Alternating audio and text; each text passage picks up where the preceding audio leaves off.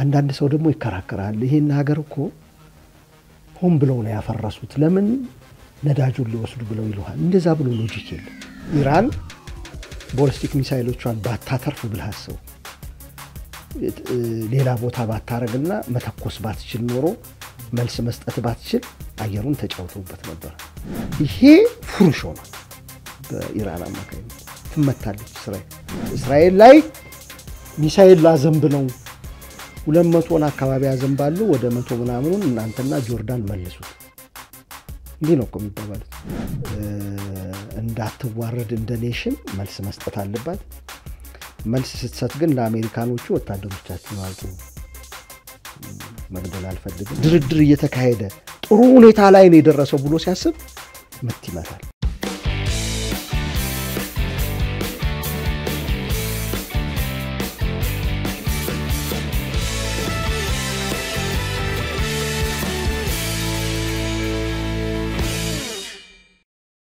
ክቡራን ሰላምታችን በያላችሁበት የዓለም ዳርቻ ይድረሳችሁ ተወደዳችሁ የአንድ አፍታ ቤተሰቦች ከአንድ አፍታ ለእናንተ የሚደርሰው እንደዚሁም ደግሞ ከአማራ መኮንን ጋር በመሆን የምናዘጋጀው የአንድ አፍታ ትንታኔ ዝግጅታችን ጀምሯል ወቅታዊ ጉዳዮች ላይ ትኩረት እናደርጋለን ለ12 ቀናት የዘለቀው የኢራን እስራኤል ጦርነት በተኩስ አቁም ጸንቷል እንግዲህ ተኩስ አቁሙ ከዚህ በኋላ ሊጻና ይችላል የሚለው ነገር ግን አሁንም የበርካቶች ጥያቄ ነው በዚህ ጦርነትስ ባለፉት 12 ቀናት በተደረጉ ጦርነቶችስ ማን ነበር ያሸነፈው ኢራን ወይስ እስራኤል ወይስ አሜሪካስ ዶናልድ ትራምፕ ወደ ጦርነቱ ከገቡ በኋላ ከጦርነቱ ምን አተረፉ ምንስ አጎደሉ የሚሉትን ጉዳዮች እንመለከታለን አብራችሁን ቆዩ አሚጎ እንኳን ደህና ቆየኝ በዚህ በ12 ቀናት ጦርነት እንግዲህ 12 ቀንና 12 ሌሊት ያለ ማሰለስ እንግዲህ ሚሳኤሎች እየተወነጨፉ ሮኬቶች እየተተኮሱ ድሮኖች እየተወነጨፉ እንደነበር እናስታውሳለን በየደቂቃዎቹ አዳዲስ መረጃዎች ሲወጡ ነበር በዚያም ሀል ደግሞ ነውጠኛው ፕሬዝዳንት ዶናልድ ትራምፕ እንግዲህ በየደቂቃዎቹና በየሰዓታቱ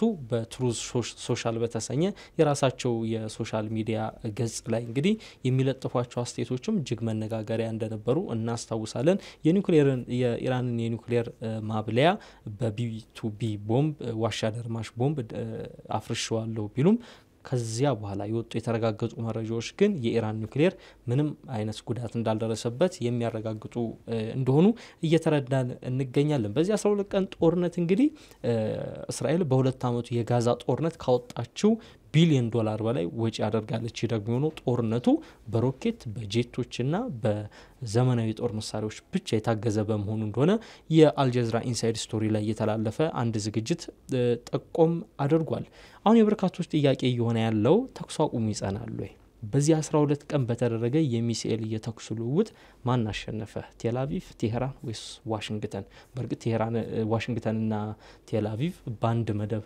ሊቀመጡ የሚችሉ አገራት ናቸው ከሱን እንነሳስቲ ባንተ ግምገማ ባንተ እይታ አንተ በሰበሰብካቸው መረጃዎች ይህን ጦርነት ማን የበላይ ሆኖ አጠናቀቀ የበላይ ሆኖ አጠናቀቀ ከማለት ይልቅ የሚሻለው ምንድነው ጦርነቱ የተለያየ ውጤት ነው ይዞ የመጣው ሙሉ ተሸናፊ የለው ሙሉ አሸናፊ የለው የበላይስ ሙሰር ነገር አዎ በሱ በኩል ብናየው ነው የሚሻለው ምን መሰለ የሆነው በኢራን በኩል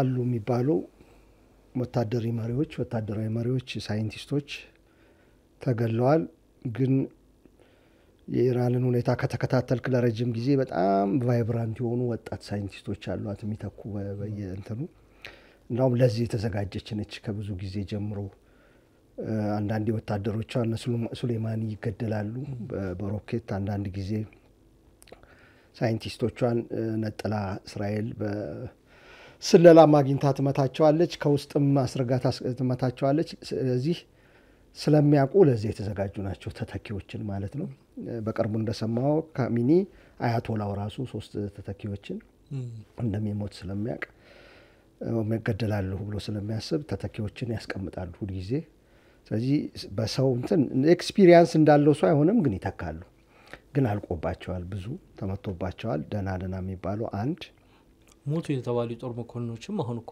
ወደ አደባባይ ብቅ ይያሉ እንዳልሞቱም እየተነገረ ይገኛል አንዳንዱን ዝም ብሎ ነው እናያለን ሌላ ዋና ዓላማዬ የሚሉት አሜሪካና እስራኤል ዓላማው እንኳን የእስራኤል ነው። አሜሪካ ባለፈው ጊዜ እንደምለው ከእስራኤል ጋር መወዳጀት የእስራኤል ድምጽ ነው የእስራኤል ፈረስ መሆን ብዙ የተወሳሰበ ነገር ስላለው አሉ ናታንያሁ ያሉትን መድገም ናታንያሁ ያለውን መድገም እንደ ፋሽን ተይዞ በተለያዩ መሪዎች እንደውም በኋላ መጣበታለሁ ትራምፕ ሰሞኑን ተሽለው አግኝቻቸዋለሁ አስቀምጣለሁ እንዴት እንደተሻሉ እንደዛ ስለሆነ አሜሪካ ኒኩሌር እየሰራች እንዳልሆነ ታውቃለች። የኢንሪችመንት የዩራኒየም የመብላላት መጠኑ እዛም እንዳልደረሰ ይታወቃል። ወደ 60% ነው። እሱም ከ3.6% ወደ 60 የገባው በቅርብ ጊዜ ነው ኦባማ ከተፈራረመ በኋላ ትራምፕ ሲቀደው ፊርማውን ወደዛ ሄደው እና ወደ ኒኩሌር የመታጠቅ አቅሟን ማዳከም ወይም ኒኩሌሩን ማጥፋት የሚል ነው። ኒኩሌሩን ማጥፋት ሲሉ ገልጸው አይነግሩንም። ኒኩሌር ለሰላማዊ መንገድ ሊውል ይችላል፣ ለጦር ሊውል ይችላል።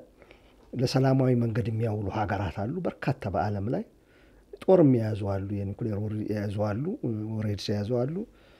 አይነግሩንም። ኒኩሌር መታጠቅ ነው የሚሉት። እሷ ደግሞ ለሰላማዊ ነው እያለች የምትታገለው ኢራን። ስለዚህ ከጦር መሪዎቿ ከሳይንቲስቶቿ መግደል ጀርባ የተካሄደው ምንድነው? ኒኩሌር የመያዝ ኒኩሌር ዌፐን በእኔ እምነት የመያዝ አቅሟን ማዳከም፣ ኒኩሌሮቹን ከተቻሉ መምታት ነው። በምን ያህል ተሳካ? ብዙዎቹ የኒኩሌር ጣቢያዎች በተለይ ዋና የሚባሉት ናንስ፣ ፎርዶ በጣም ጠልቆ የሚገኝ እንትን ነው። አንደኛው ደግሞ ይስሐቅ ነው ምናምን የሚባል ሶስተኛ የመታችው ዋና የሚባሉትን መጥተዋል። በጦር ተንታኞች በጦር ስትራቴጂክ አዋቂዎች መሰረት እስራኤልም ሆነ አሜሪካም ያንን 18 ሜትር ኮንክሪት ከሆነ ወደ 16-18 ሜትር ዝም ብሎ ፍላተርዝ ከሆነ ደግሞ ወደ 30-46 ሜትር የሚጓዝ ቦምብ ነው የጣሉት። በዛ ቦምብ ምንድነው የተገኘው ውጤት የሚባለው? የኒኩሌር ጣቢያ መግቢያዎቹ ተዳፍነዋል። ከላይ ያሉት ኢንፍራስትራክቸሮች ከላይ ምድር ላይ ያሉት ተዳፍነዋል። የተወሰኑ ጉዳቶች በውስጥ በጣም ጥቂት የሚባል ጉዳት ደርሷል። ዋና የሚባል ነገር ግን አልተነካም። ማብላዮቹ በወራት ውስጥ የሚመለስ ጉዳት ነው ብላለች። በወራት ውስጥ የሚመለስ ነው አሁን እየተባለ ያለ። ኢራን ብቻ ሳትሆን ሌሎችንም ስከታተል ነበር። ለምሳሌ የድሮ የዩናይትድ ኔሽንስ የዌፐን ኢንስፔክሽን ኃላፊ የነበረው አለ ስኮት ሪቸር የሚባል በተለያየ ጊዜ የሚሰጡት አለ። ሌላም የጦር የአሜሪካ ስም ጠፋብኝ አሁን ከእንትና ጋር የሚያደርግ ከካርልሰን ጋር ታከር ካርልሰን ጋር ሲያደርግም ሰምቼዋለሁና አልጎዱትም። ዋናው ኒኩሌር ሊሰራ ይችላል የሚባለውን ክምችት አልነኩትም። መስሪያ ቤቱን ከላይ ያለውን ከታች ያለውን ነካክተውታል። ወደ 400 ኪሎ ግራም ነው የሚሉት። ምን ያህል እንደሆነ እርግጠኛ አይደለሁም። 60% የተብላላ ኒኩሌር መሳሪያ ወደ 90% እየደረሰ ሲሄድ ዌፐን የሚሆን ኔታንያሁ ድሮ 90% ሊደርስ ነው ብለው ዩኤን ላይ ንግግር አድርገው ነበር። ትዝ ካለ እንትን ቦምብ ሲፈነዳ እያሳዩ። እስካሁን ግን አልደረሰም፣ 60% ላይ ነው። እሱ የት እንደገባ አይታወቅም። አሁን ሁሉም የሚስማሙበት ነገር አልተነካም። እዛ ዋሻ ውስጥ ይኑር እዛ እንትን ውስጥ ይኑር። አንዳንዶቹ በደንብ የአሜሪካም ሆነ አሜሪካ እንግዲህ ተጠብቃ አሜሪካ ነው የዋሻ ደርማሽ ያላት ተብላ እሱም አልደረሰበትም ይላሉ። አንዳንዶቹ ደግሞ ኦልሬዲ ቆይቷል እኮ ካወጡት ከዛ መዛት ሲጀመር ቆይተው አሸሽተውት የት እንዳለ ማንም ሰው ያውቀውም። የሞሳድ ኢንተለጀንስ አልደረሰበትም ምናምን። ግን ሁሉም የሚስማሙበት አልተነካም ነገር። እሱ ብቻ አይደለም። መጨረሻ ላይ አይኤኢኤ የመጨረሻውን ጉብኝት ሲያደርግ የተወሰኑ ሴንትሪፊጂዎች ድሮ አይቼ ነበር አለ በፊት።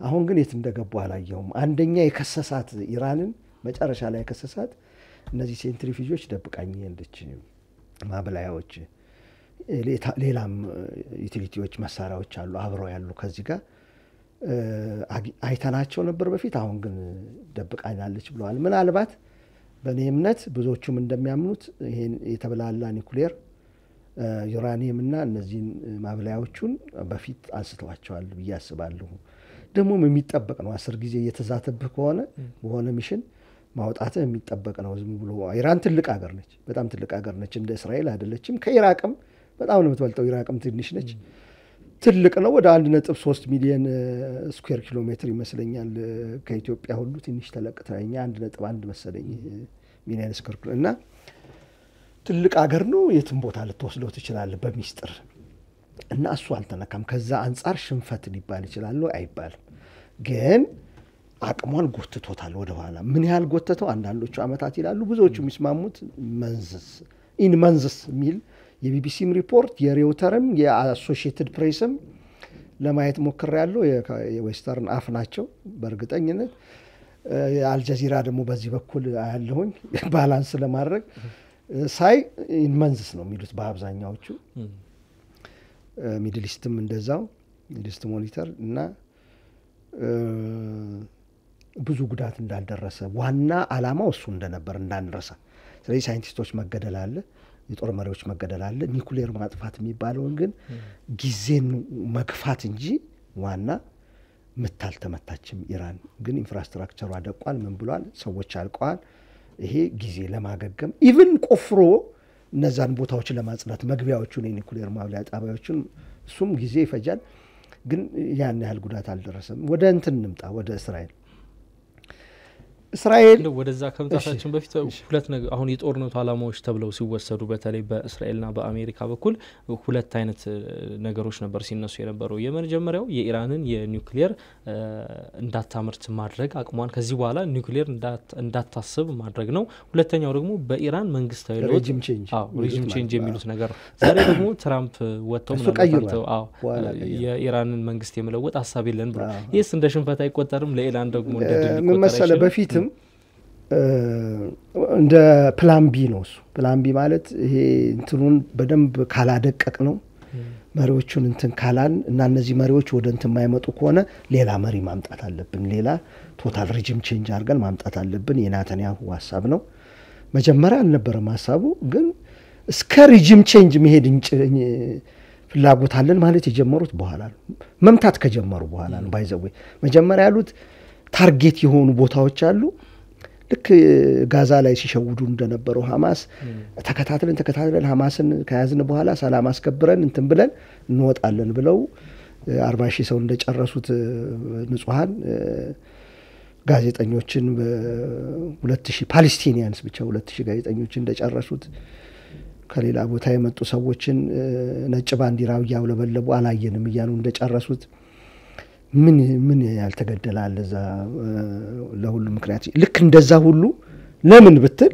ሐማስን ለመያዝ ነው ያ ብትል ያስገርማል በኋላ ዞር ብለህ ስትጠይቅ ኢን ሪትሮስፔክት ምንድነው የሚያገናኘው የሐማስ ጋር ብለህ እንድትጠይቅ ያደርጋልና ልክ እንደዛ ሁሉ መጀመሪያ ኒኩሌር እንትኖቿን መምታት ምናን ካሉ በኋላ ከዛ ወደ ሬጂም ቼንጅ ቀስ ብሎ ይሄዳሉ ይሄ የስራ የተለመደ ተግባር ነው ብዙ ጊዜ ዓለምን እንትን ውስጥ ከከተቱ በኋላ ወደ አንድ ስትሪም ውስጥ እንትኑን ሚያንደር ያረጉታል ያጠማዘዙታል እንደዚህና አተኩረ መከታተል አለበት ኦሪጂናል አላማው ምን ነበር አሁን የተደረሱ የሚለው ማለት ነው እና ትራምፕ ዘሎ ገባና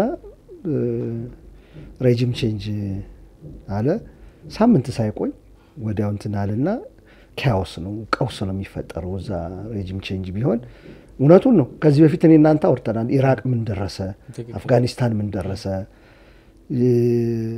የታለመው ግብ ተመታ እንዳውም የታለመው ግብ መመታት ቀርቶ ኦርደር ማምጣት እዛ ሀገር ውስጥ አስቸገረ አንዳንድ ጊዜ አሁን ኢራንም ውስጥ ሊፈጠር የሚችለው ሬጂም ቼንጅ ከተፈጠረ ብዙ ጊዜ እናንተ ዘሩ ስናወራ ነገርሃለው ሲምፕሊፋይ ያረጉታል ዌስተርኖች ዲክታተርሺፕ ራሱ ስርዓት አለው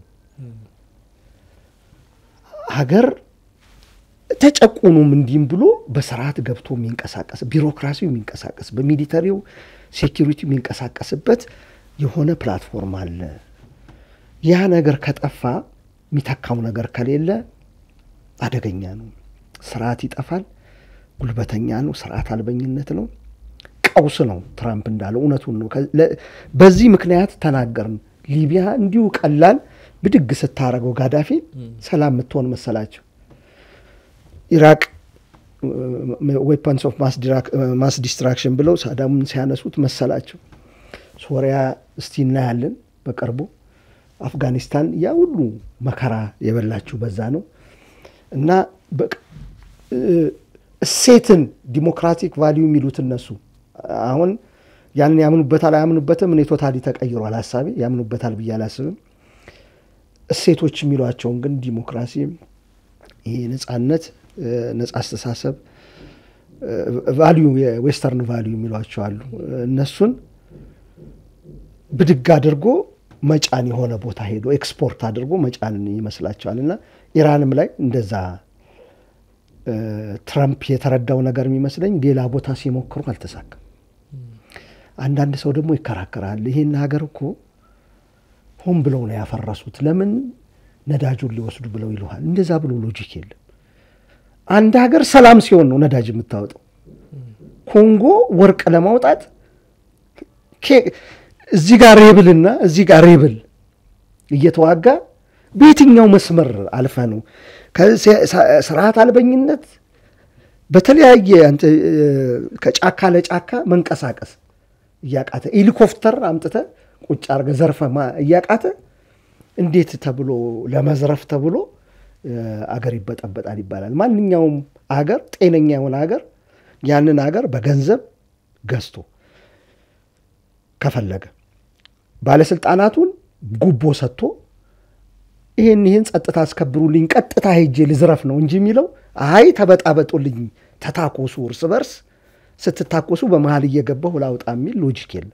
እና አንዳንድ ጊዜ እንደዛ የሚሄዱ ሰዎች አሉ። እንትኑን አበጣብጠው ከንት ሊያወጡት ነው። የት ትደርሳል? ነዳጅ ላይ አትደርስም፣ ወርቅ ላይ አትደርስም፣ የትም ቦታ አትደርስም። ከእንትን ወርቅ ለመዝረፍ ከትግራይ ወርቅ ለማውጣት እኮ ያ ቦታ ተከቦ ጀነራልም ይክበበው ምንም ብለው መስመሩ መኖር አለበት፣ የሚወጣበት መስመር ሴኩር መሆን አለበት። የትም ቦታ ይሄ ነው የሚሰራው እንጂ እዛ እንትን ሲሆን እኮ ነው የወጣው አይደል?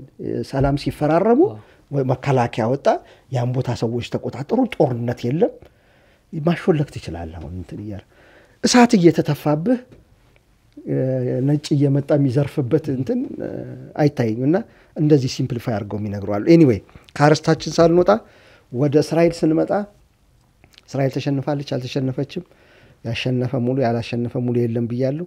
እስራኤል ላይ የታየው ምንድነው? መሳሪያ በጣም ብዙ እርዳታ እንዳገኘች ታውቋል ከአሜሪካ። ብዙዎቹን መሳሪያዎች ተጠቅማቸዋለች። ኢንተለጀንሷ ከሌሎቹም ጋር በመተባበር አሪፍ እንደሆነ ታይቷል። ምክንያቱም የውስጥ በተለይ የአየር መቃወሚያዎችን ማክሸፏ የኢራንን የአየር ክልል እንደፈለገች መፈንጨቷ ያንን የሚያሳይ ነው። ኢራን ቦሊስቲክ ሚሳይሎቿን ባታተርፍ ብልሃሰው ሌላ ቦታ ባታረግና መተኮስ ባትችል ኖሮ መልስ መስጠት ባትችል አየሩን ተጫውተውበት ነበር። ያ ነው እንድትመልስ ያደረጋት እንጂ ሙሉ ለሙሉ ያወድሟት ነበር የሚል ሐሳብ አለኝና እስራኤል በኢንተለጀንስ በልጣ ተገኝታለች፣ በአየር ድብደባ በልጣ ተገኝታለች። በተቃራኒው እስራኤል ኢንቪንሲብል ነች የሚል እምነት አለ። የማይነኬ አይነኬ አንበሳ ራሱን ብሎታል። ዘራይዚንግ ላይን ብሎታል። ስለሚያውቁ ነው ዓለም ላይ እንደዛ እንዲታዩ ነው የሚፈልጉት። እስራኤልን የነካ አለቀለት። እስራኤል የምታረገው ነገር ሁሉ አውቃ ነው፣ ደክማ ሳይሆን አውቃ ነው እንድትል ወደ አምልኮ ነገር ይወስዱሃል። አንዳንድ ጊዜ አስተያየትም አያለሁኝ ከጓደኞችም ጋር ወራለሁ። እሷ እኮ ካረገች አውቃ ነው፣ እንደ ሰው አይደለም የምትቆጠረው፣ አትሳሳትም ምናምን ተብሎ ነው የሚታሰበው። የእስራኤል ሰዎች ካረጉት ይሄ ፍሩሽ ሆኗል። በኢራን አማካይነት ትመታለች እስራኤል። በቃ ተጋለጠ። የተሰበሰበ ስርዓቱ አሁን ያልደካማ እንደሆነ የሚታየበት እንደሆነ የተሰበሰበ ያ ሁሉ የአውሮፓ መንግስት ያጎረፈው የአውሮፓ አሜሪካ ያጎረፈው ለረጅም ዘመን አይረንዶም እያሉ ትምክህት ቲቢት ሲያሳዩበት እብሪት ሲያሳዩበት የነበረው ነገር ማቆም እንደማይችል ታይቷል በኢራን። ይሄ ሲምቦሊክ ነው። ለማን ነው ሲምቦሊክ የሆነው? ከዚህ በፊት እስራኤልን የነካ አለቀለት ወይም እስራኤል አንተቸብል ነች ማትነኬ ነች ማትነካ ሀገር ነች የሚለው ነክቶ አሳይቷል። ከዚህ በፊት ከሐማስ ጋር ስናወራ ተነጋግረን ነበር። ይሄን ነገር ሐማስ አንድ ያደረገው ነገር ምንድነው?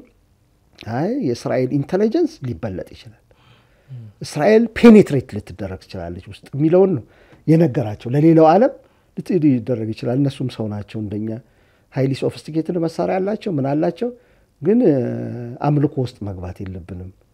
ሂውማን ቢንግስ ናቸው፣ ያስባሉ፣ ሌላውም ያስባል። እነሱም ስትራቴጂ ያወጣሉ፣ ሌላውም ሀገር ስትራቴጂ ያወጣል። እንዳውም ምን ተረጋገጠ መሰለ?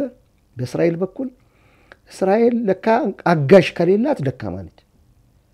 ይሄ ነው የተረጋገጠው።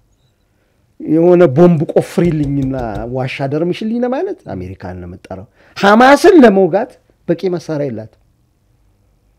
አውሮፓ ይልካል፣ ፈረንሳይ ይልካል፣ በየተራ ነው ሲልኩ የነበረው። ሐማስን የሚያህል ትንሽ ቡድን 20 ሺህ ምናምን የነበረው ቡድን የነፍስ ወከፍ መሳሪያ የሚታጠቅ ቡድን ፊት ለፊት መግጠም አቅቷቸው ደካማነታቸው ታየ። ፊት ለፊት መግጠም አቅቷቸው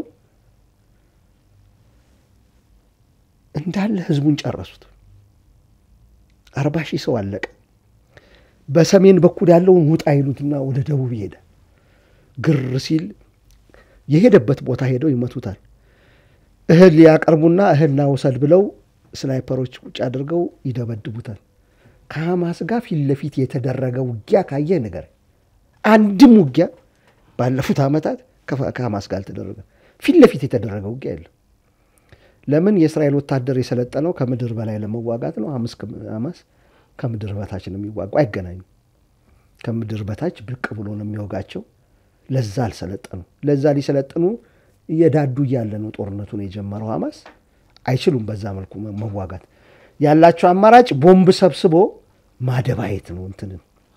ነው ጋዛ የምትባለን 60% 40% ዩኒቨርሲቲዋን ሳይቀር ሳይንስ ማዕከላቷን ሳይቀር ቤቶቹን ሳይቀር ህንጻ ሳይቀር ስትደረምሰው በመሃል ሊሞት ይችላል ሐማስ። በቃ ይሄ ነው ካልኩሌሽኑ። በዛ መሃል ግን ህዝቡ አለቀ። ስለዚህ ምንድነው የታየው? በእስራኤል በኩል ሪል ትሬት ከመጣ ፊት ለፊት ፌስ ማድረግ ከባድ ነው ለነሱ። በዚህ ምክንያት ከሐማስም ከኢራን ጋር የታየባቸው ነገር ምዕራቡ ዓለም መሳሪያ ካላከ ምዕራቡ ዓለም የኢንተለጀንስ መረጃ ካላከ ብቻቸውን መግጠም አይችሉም ማለት ነው እዛ አካባቢ የሚለውን መጀመሪያ ሐማስ አሁን እስራኤል ታየ። ስለዚህ በሁለቱም በኩል ደካማ ጠንካራ ጎን አለ። አሁን ወደ ትራምፕ በጣም ነው የሚያስቀው። አንዳንድ ጊዜ ቲያትር ይሆንብኛል ያለም የፖለቲካው ራሱ መጡ። የአሜሪካ እንትሮች 3ቱን ጣቢያዎች መጡና ተመለሱ።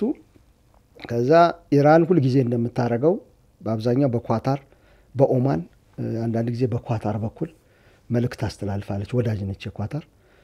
ለአሜሪካኖቹ መልእክት አስተላልፋለች። እስራኤል ላይ ሚሳኤል ላዘንብ ነው 200 አካባቢ ያዘንባሉ፣ ወደ 100 ምናምኑን እናንተና ጆርዳን መልሱት። እንዲህ ነው እኮ የሚባባሉት። የራሳቸው እንትሮች ነው የነገሩን የአሜሪካኖቹ። አንድ ቀን ሌሊቱን በሙሉ ስንከራከር አደርና አለ የአሜሪካ ኢንተለጀንስ ከኢራኖቹ ጋር። ይሄንን እንልቀቅላችሁ፣ ለምን እስራኤል ካለኛ ፈቃድ መታችኋለች፣ እናንተ መልስ መስጠት አለባችሁ፣ አለበለዚያ ፕራይድ ከሀገር ውስጥም ችግር ይመጣል። ለአሜሪካም አንድ ወገንተኝነት ያሳይባታል፣ ከአረብ ሊግ ጋር ያለውን ግንኙነት ያደፈርሳል። ብዙ ካልኩሌሽኖች አሉ። ስለዚህ ከ80 10ን ምናምን እንልቀቅ፣ ሰው ሳትጎዱ የሆነ ቦታ ምቱ፣ መምታት መቻላችሁን ዓለም ያውቃል፣ ህዝባችሁ መልስ ሰጥተዋል ተብሎ በዚህ ካልኩሌሽን ነው የሚሰራው። እና በዛ ተነጋግረው ነው መሰለኝ 3ቱን መቱና ተመለሱ። ከዛ ማነው የአሜሪካ ካምፕ አለ እዛ ኳታር ውስጥ ያለ ቤዝ አለ የጦር ቤዝ እሱን እንደመቱት ትንሽ ቆየና ካሁን በኋላ አቁሟል በቃ ተኩስ አቁም ምናምን አለ የሚጠበቅ ነው ተመታለች እንዳትዋረድ እንደ ኔሽን መልስ መስጠት አለባት መልስ ስትሰጥ ግን ለአሜሪካኖቹ ወታደሮቻችሁን አውጡ መግደል አልፈልግም ኤስካሌት ይሆናል ከተገደልኩ ቲት ፎርታት ይሆን ይቀጥላል ስለዚህ ወታደሮቹን አውጡ አለች ወታደር አውጡ ባዶ ቦታ መጣች ከዛ ኢራኖቹ መልእክት አስተላለፉ ምን የሚል የአሜሪካንን ቤዞች መምታት እንችላለን የሚል መልእክት አስተላለፉ ሳንመታ መምታት እንችላለን ሰው ሳንመታ ይሄ ለሌላው ዓለም እንትን ይሰጣል ስለዚህ ኩራታቸው ይመለሳል የተመቱበት ኩራት ይመለሳል አሜሪካኖቹ አይኛን ስለምትፈራ ወታደሮችን አትመታም የሚል እነሱም ደግሞ ይወስዳሉ እንትን በእንደዚህ አይነት ይጫወታሉ ከዛ የአሜሪካ የዶናልድ ትራምፕ መጥቶ ሶስቱን የናንስ ምንድነው ፎርዶና ሶስቱን የኒኩሌር ሳይቶች ከመታ በኋላ ትንሽ ቆይቶ ነው አበቃ ካሁን በኋላ ተኩስ አቁም ነው ሲል ወጣ ገባ የሚባል የጥብስ አይነት አለ ወጣ ገባ አለ ትራምፕ ይባላል ጥሬው እንዳይሆን ያሳመመኛል ብለህ ታስባለህ በእስራኤል በኩል በጣም ከበሰለ ደግሞ ወደ ኢራን ይሄዳል ብዙ ከመተውና እና መሃል ላይ ይሁንልኝ ነው ከዛ እንትኖቹ ደግሞ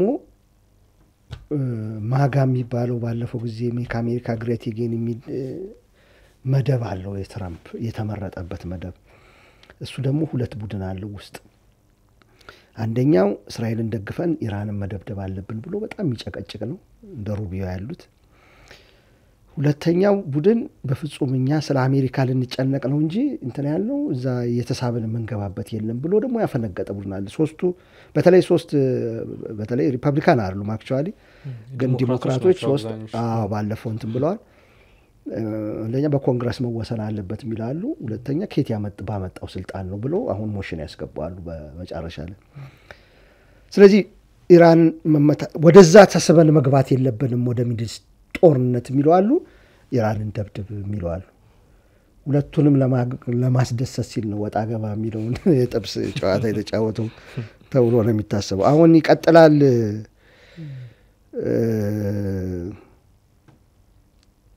ተኩስ አቁም ስምምነቱ ይቀጥላል አይቀጥልም ለተወሰነ ጊዜ ይቀጥላል ብዬ አስባለሁ ከፈረሰ በማን ይፈርሳል ካልከኝ እንደተለመደው በእስራኤል በኩል ነው የሚፈርሰው በነገራችን ላይ ብዙ ሰው ማን እንዳፈረሰው ውዝግብ አለ ግን እኔ ካነበብኩት ከሆነ እንትኑ ሰዓቱ ሳይደርስ በፊት ነው በሻባ የተመታው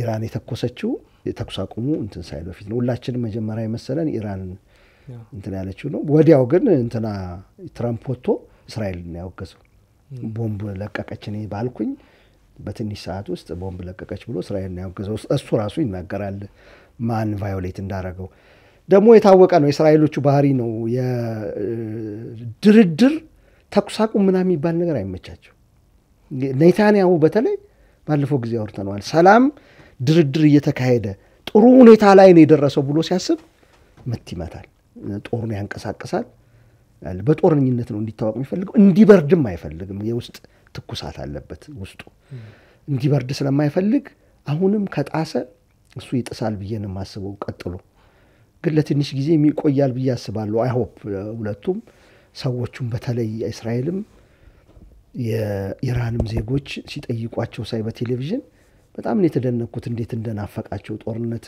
እንዲቆም እንዴት እንደሚፈልጉ በፓሽን ነው የሚናገሩት በቃ ይበቃል ምን ያያሉና ለህዝብ ሲባል እንደው ቢቆይ ደስታዬ ነው አይ ሆፕ ምለው ለዛ ነው ካረበሸ በስተቀር ነው የተናያሁ እንደ ኮርማ ነው የማይሆን ሚድል ውስጥ እንዳለ ኮርማ እየገባ በረቱን በሙሉ የሚበጠብጥ ብዬ ነው የማስበው እንዳይበጠብጥ ግን ትራምፕ ቅድም የተሻለ ብዙ ጊዜ ተችቸዋለሁና በጎ ነገር ሲኖር ደግሞ በጎ ነገር ማውራት ያስፈልጋልና በጣም ባልተለመደ ሁኔታ ትዊት ሲያደርግ ሳይ በቀድሞ አሜሪካ ፕሬዝዳንቶች ታስቦ የማያውቅ ኢራንን ከእስራኤል እኩል ጋድ ብለስ አሜሪካ የሚለውን ትዊት ካየኸው ጋድ ብለስ እስራኤል ጋድ ብለስ ኢራን በፍጹም ኖዋን በአሜሪካ እኔ በንባቤም በምንም ታሪክ እኩል ስቴጅ ላይ እንደዚህ እንደ ክፉ ጠላት ያው የተረጨው መርዝ ብዙ ነው ያስደንቃል አንዳንድ ጊዜ ጄፍሪ ሳክስ የሚባል የባንኪሙንም የኮፊ አናንም ወዳጅ አማካሪ የነበረ ሰው ካወቀው የመለስ ዜናዊም አንድ ሰሞን ወዳጅ ነበር እንደተመረጠ እንደገባ ኢህአዴግ አካባቢ አልናቂው ነበር መለስ ዜናዊና እከታተለዋለሁ ብዙ ጊዜ እሱ ፒርስ ሞርጋን ከሚባለው ሰው ጋር ያራልና ቻይና ያ ፒርስ ሞርጋን የሚባለው ቻይና እኮ የዌስተርኑ ስትራቴጂክ ጠላት ነች አሉ ዋይ አንዳንድ ጊዜ ምን ይሆናል መሰለ በጣም ተደጋግሞ ሲኤንኤን ቢቢሲ ምናምን ጠላት ነው ስላለ ብቻ እችኮ ጠላት ነች ብለህ ምንም አይነት አናሊሲስ ሳሰራ ትደመድማለህ የሆነ ቡድን ጠላት ተደርጎ ይሳላል ኢራን እንደዛ ነች በጣም በሚያስገርም ሁኔታ ግን እንዴት ከምዕራቡ ዓለም ጋር ለመወዳጀት እንደምትሞክር ይደንቃል ታሪኳን ስታነብ ማለት ነው እንዴት ሰላም ለማውረድ እንደምትሞክር እና ለምንድን ነው ጠላት የሆነችው ቻይና ምን አደረገችን አሉ እስቲ ምን አደረገችን እኛ በታይዋን በምን እኛ እንደውም ከመተንኮስ እኛ የመተንኮሳችን ብዛት ተበሳጭታ የሆነ ነገር ማድረግ የሚገባት አገር አንዴ በትሬድ እንዳረጋታል አንዴ ምንድነው ያደረገችን አንድ ነገር ኤግዛምፕል ጥራልኝ እንደዚህ አይነት ያስፈልጋል ክሪቲካል ቲንኪንግ አንዳንድ ጊዜ ዝም ብሎ የተሰጠን መቀበል ሳይሆን ለምንድነው እንትና ለኛም ሊሰራ ይችላል አክቹዋሊ አንዱ ብሔር ተነስቶ እንትና ጠላት ነው ምን አደረገኝ ብሎ ማሰብ ያስፈልጋል የፖለቲከኞቹ ዓላማ ሌላ ነው ያተርፉበታል ብዙ እንደ አቨሬጅ ፐርሰን እንደ ሰው ግን ምን ስላደረገኝ ነው ያ ጠላት ብሎ ማሰብ ያስፈልጋል ኢራን ላይ ትራምፕ ተለይቶ አየሁት እንደዛ አይነት ሲያደርግ ጥሩ ነው ማለት ነው እንጂ በሚቀጥለው ሳምንት ይሄን ገልብጦ ይመጣል ትራምፕ በርግጠኝነት ደግሞ ኢቭል አርጓት ይመጣል ግን በዚህ ቢሄድ ደግሞ ደስ ይለኝ ነበር ፕሬዝዳንታችንማ ኢራንን እንደዚህ ካስቀመጠ የህዝብ ምንትን ይቀየራል ለምንድነው እንደ መጥፎ ጠላት አርገን ምናያት ሁሉ ጊዜ ተቀራርቦ ለመስራት ለምን አይሞከርም ወደሚል ትልቁ ሰውዬ ካረገ ሌላውም ሰው ያመነ ይመጣል ትልቁ ናሬት የሚያረጉትን ፖለቲካሊ ሊትስ ነው የሚከተለውና ከዛ አንፃር እሱን ሲያረጋ አየሁት ሁለተኛ ሁለቱንም ሲያወግዝ አየሁት ይሄን በፍጹም አልተናወደም የፈለገ ነገር እስራኤል ብታረግ አየን እኮ በጋዛም በምን ስቴፕ 1 ስቴፕ 2 ስቴፕ 3 ተብሎ ከሐማስ ጋር 3 ደረጃ ያለው የተኩስ አቁም ስምምነት ተደርጎ የመጀመሪያውን ደረጃ አልፎ ሁለተኛው ደረጃ እንዳይፈጸም ኔታንያሁ ቫዮሌት አደረገው የተኩስ አቁም ስምምነቱን ፒውርሊ ማንንም ሊከራከር አይችልም የአሜሪካ ሰው ተነስቶ ፕሬዝዳንቶች ተነስተው ኔታንያሁ ነው ብሎ አያውቁ ይሄንን እንትን ቫዮሌት ያደረገው ይሄንን የተኩስ አቁም ስምምነት እስራኤል ነች ለማለት አንገታቸውን ያንቃቸዋል ጥፋተኛ ነች ለማለት ለዛም ነው እንደዚህ ኮርማ የሆኑት ቢበጠብጡት እና አሁን ግን እንደውም አንድ አስነዋሪ ቃላት በእነሱ አስነዋሪ አይደለም አክቹዋሊ ግን ሁለቱንም እኩል ራስ ይረግማቸዋል ምን በማድረጋቸው ተኩስ አቁሙን በማፍረሳቸው ይሄም በአሜሪካ ፕሬዝዳንቶች የተለመደ አይደለም እስራኤልን መንካት ማለት ታቡን በፍጹም አይነከነች እስራኤል በአሜሪካ እንትን ማለት ነው ይሄ እንዲህ አይነት ናሽናሊዝም ያስደንቀኛል ባላደጉ ሀገራት ቢሆን አይገርመኝም ነበር እንግዲህ ብዙ ነገር በተንሰራፋበት ኮሚኒኬሽን በምን አንድን ሀገር የፈለገችውን ነገር ስትፈጽም አትነካም ሌሎቹን ግን ማበሻቀጥ መቅረት አለበት ብዬ ስለማመን ይሄ ጥሩ ነው ቢቀጥል ጥሩ ነው ደግፋት ግድ የለም ስትራቴጂክ አላይናት በል ዋርዲያችን ነች እዛ አውትፖስት ነች በል እንትን ላይ መጠበቂያ ግንባችን ነች በል እዛ ሚድል ኢስት ላይ ስታጠፋ ደግሞ መንገር ያስፈልጋል እና እሱን ምልክት ስላየውበት እና ይብዛም ይነስም እንደው አይውሽ እና ይብዛም ይነስም እና መሳልም የምፈልገው ትራምፕ ያሳየው ነገር ፖዚቲቭ እንትን ያለው መስሎ ታየኝ ለንግግር በቃ እንዲቆም ፍላጎት ያለው መስሎ ተሰምቶኛል። ከዚህ በፊት አልነበሩንም እንደዚህ አይነት እንትኖች በለው እንጂ እንዲቆም አትሊስት ለራሱ የሰላም ኖቤል እንዲሸለም ሊሆን ይችላል ብለዋል አንዳንድ ሰዎች። እሰይ ይሸለም ከፈለገ ይቆም እንጂ ጦርነት ከተሸለመማ ይሸለም ካቆመ ጦርነት ግን ለዛም ብሎም ቢሆን ለራሱም ፐርፐዝ ብሎ ካስቆመው እሰየው ነው። ነገ እንደው ትንሽ ትንፋሽ እንኳን ይሰጠና ከጦርነት ውጪ ምን ቆይበትን ማለት ነው። ይሄን ነው የታዘብኩት። በጣም ጥሩ እንግዲህ የ12 ቀናት በቀጠለው ጦርነት እንግዲህ በርከት ያሉ ጉዳዮች ታይቷል።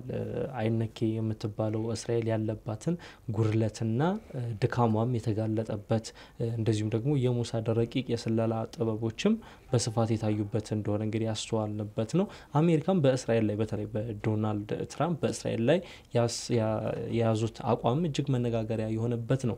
ተመልካቾቻችን እንግዲህ የተሻለ ነገር እንዳገኙበት ተስፋ አደርጋለሁ። እንግዲህ የ12ቱን ጦርነት እንግዲህ ገምግመናል። ተኩስ አቁሙ እንዲጸና እኛም ምኞታችን ነው። እንግዲህ በቀጣይ በሚድል ኢስት ቀጠና ምን ይፈጠር ይሆን? ተኩስ አቁሙ ይጸና ይሆን ወይስ ጦርነቱ ሊያገረሽ ይችላል የሚለውን አብረን ምን ይሆናል አሚግ የዛሬውን እዚህ ላይ እንቋጭ። የተወደዳችሁ የአንድ አፍታ ቤተሰቦች የዛሬው የአንድ አፍታ ትንታኔ ዝግጅታችን ይህን ይመስል ነበር። አብራችሁን ስለሆናችሁ እጅግ አድርገን እናመሰግናለን። መልካም ቆይታ